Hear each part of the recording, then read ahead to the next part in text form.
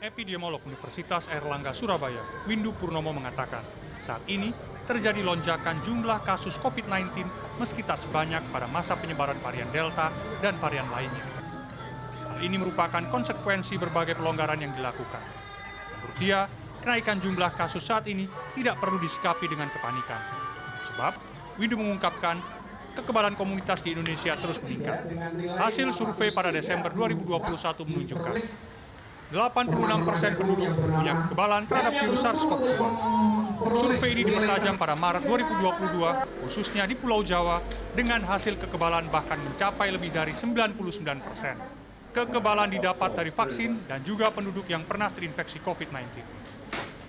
Khusus untuk Pulau Jawa, itu ada kenaikan lagi, ya, populasi yang sudah mempunyai kekebalan sudah 99,2%.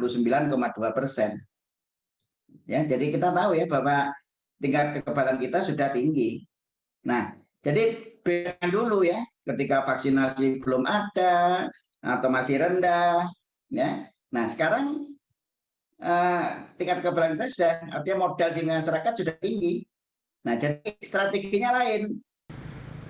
Karena itu, Windu menyebut pemerintah tak perlu melakukan pembatasan kegiatan masyarakat seperti saat awal pandemi pada masa penyebaran varian Delta atau varian lainnya.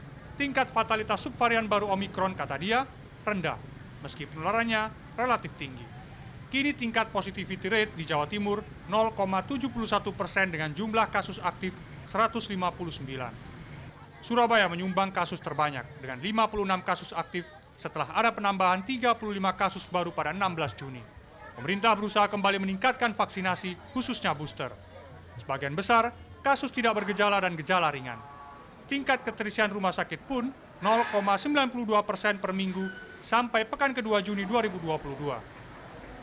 Sebenarnya ini ya, ketika kemarin sudah vaksinasi itu sempat tidak dijadikan untuk syarat PPKM yang baru, itu sebenarnya kecepatannya agak menurun memang untuk vaksinasi. Tapi tetap kita juga terus menghimbau dan vaksinasi ini kan sampai sekarang kan tetap kita running di ini ya di ujung tombak pelayanan kesehatan di puskesmas maupun tempat komunitas lokal yang bisa berkolaborasi dengan puskesmas maupun dengan dinas kesehatan. Ya ini sampai sejauh ini sih kita masih tetap jalan dan jemput bola. Cuma untuk kecepatannya mungkin ketika sudah tidak menjadi syarat PPKM ini agak lebih lambat gitu.